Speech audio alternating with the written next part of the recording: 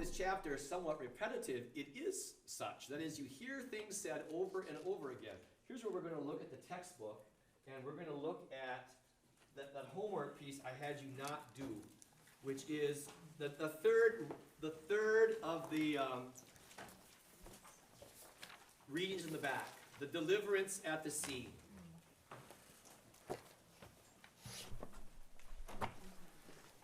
In the earlier classes that I taught this, I found this to be beyond the ability of most of the students to figure out.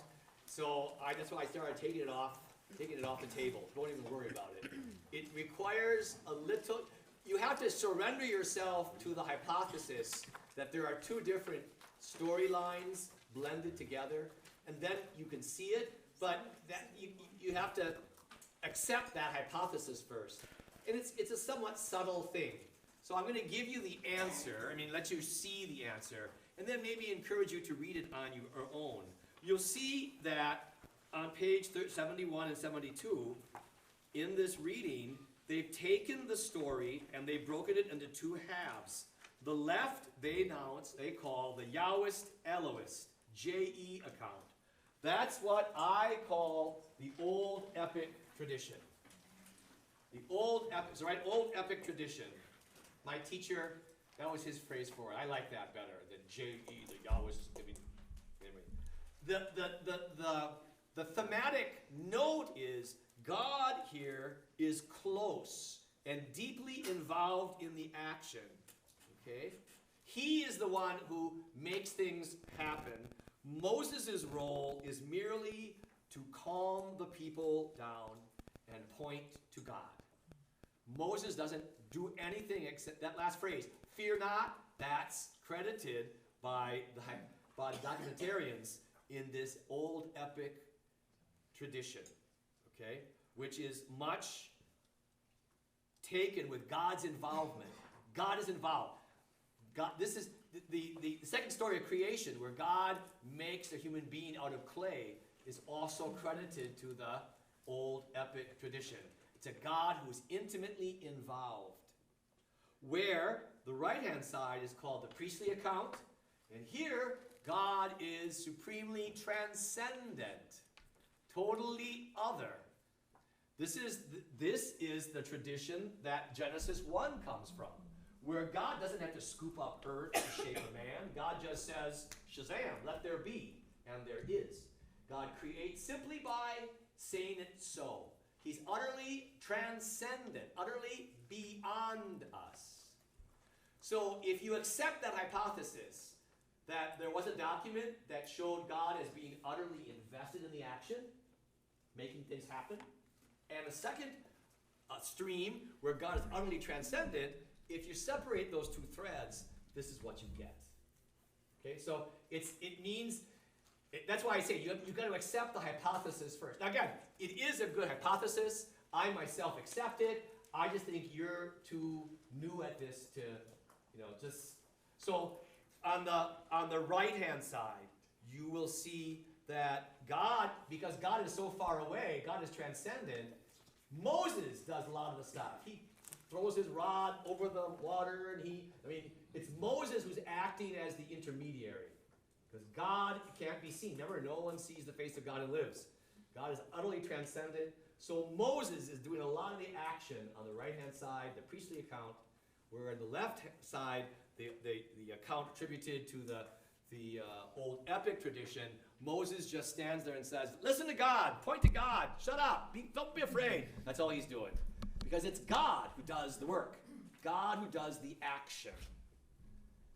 Think of a worship service, huh? God has ministers, ordained clergy, servers. So similarly, in the priestly account, God operates through his servants, Moses, and the Levites later, and that sort of thing. I'd say now, tonight or tomorrow, read one column just straight through, and then read the other column straight through, and see what you think about that. That's really all I want you to worry about. According to my notes from that Thursday night, you gave us a choice between doing 2 or 5. And several of us did 2. I know I did. Oh, well, good for you. I might have said that.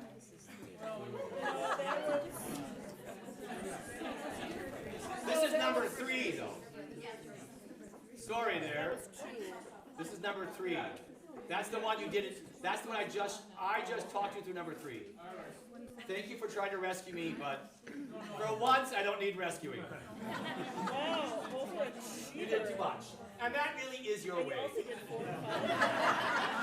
He's my deacon, one of my deacons. He just is overachiever. Look in the Merriam-Webster, Peter's pictures. Trying to be a nice guy, and I just savage him, huh? He's used to that by now. All right, so back to the text. Back to the text. And you know the story. Now look at verse 21.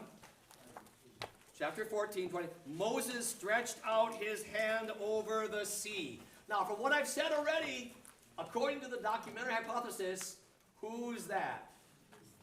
Priestly. Because in the priestly account, God works through instruments, through priests and Levites. So the fact that Moses has to extend the rod, his hand over the sea, that's for these folks, that's a token of that priestly account. And the Lord drove the sea back by a strong east wind all night, and made the sea dry land, and the waters were divided, and the people of Israel went into the midst of the sea on dry ground, the waters being a wall to them on their right and on their left. And the Egyptians pursued. Verse 24. In the morning watch, the Lord in the pillar of fire and of cloud looked down upon the host of the Egyptians and discomfited the host of the Egyptians. Now again, based on the hypothesis, what stream is this? Yahweh's, because God is the actor. Huh? God's doing all the action. There is no job for Moses there. Back to the text. Clogging their chariot wheels so that they drove heavily. And the Egyptians said, let us flee from before Israel, and for Yahweh fights for them against the Egyptians. Then the Lord said to Moses, stretch out your hand over the sea, that the water may come back upon the Egyptians, upon their chariots, and upon their horsemen. So there is a kind of a repetition aspect to the story, which is what led scholars to create the hypothesis about more than one account that's been blended here. 27. So Moses stretched his hand over the sea, and the sea returned to its wonted flow when the morning appeared, and the Egyptians fled into it, and the Lord routed the Egyptians in the midst of the sea. And the waters returned and covered the chariots, and the horsemen and all the host of Pharaoh that had followed them into the sea. 29. But the people of Israel walked on dry ground through the sea. 30. Thus Yahweh saved Israel that day from the hand of the Egyptians. And Israel saw the Egyptians dead upon the seashore. And Israel saw the great work which the Lord did against the Egyptians. And the people feared the Lord, and they believed in the Lord and in his servant Moses. So now there's the narrative story and the happy ending. God's great combat with Pharaoh, and God wins. Let me speak about the word fear. Because back in chapter 14, verse 13, Moses made a big deal about fear not, and the narration in verse 31 ends that the people feared the Lord. Okay, this is going to be a new concept for you, a little bit difficult to accept. But there are two different meanings there. There is a fear that you want to avoid. That's just plain the word fear. Fear is never a good thing. But, in English, you can take two words and make a third word. Okay? Grapefruit, not grapefruit, pine cone, pine. I'm trying to think of two different words you put together and you make a whole different. There it is, pineapple. So it's a compound word, pine, apple. What you get is really not a pine tree, and it's not really an apple, huh? It's something different. Those two words put together become a totally third different entity. There's a concept like that in Hebrew. It's called the cognate state. When you take two words and you bond them together, like with a hyphen. So there's the word fear, and that's just good old nasty fear. But when you write fear of the Lord, and you bind them together, that's fear of the Lord, like pineapple. And fear of the Lord is a virtue. It's recognizing who God is. It's, in a sense, it's what we call religion. Good religion. Healthy. They don't have a religion in the Old Testament. That's not a biblical word. That's a Latin word, religion. But in a sense, it's fear of the Lord is knowing God and knowing God's place, knowing yourself and knowing your place, knowing what you owe God, knowing what you get from God. That's fear of the Lord. Like all bound together, one phrase without spaces. Got that? So there's fear, never a good thing. Moses says, fear not. The angels, when they visit Mary, don't be afraid. Okay? And yet, you'll also hear in the Old Testament especially, fear of the Lord is the beginning of wisdom. Okay? But it's that fear -of-the-Lord. Now, you're not going to see it all bound together in your English translation. But in the Hebrew, it's this thing that's bound together. Okay? Cognate, it's called. And so fear of the Lord is not terror. It's not, I'm scared. Okay? Being scared is not a virtue. Fear of the Lord is a virtue. Okay? Got that? No? Who said no and ask your question? Sorry. No, go ahead. Take a whack at it. Ask me I don't think again. I can ask the question. So fear of the Lord is, just repeat the last, sentence or two. Oh, you don't want that. Fear of the Lord is a phrase that tries to capture what we would call by healthy religion. Knowing who God is, knowing who you are, knowing your relationship to God, and your confidence in Him. And wanting to honor Him and treat Him like He deserves to be treated. Not because you're scared, but because you know He loves you and cares for you. So fear of the Lord is not the same as fear.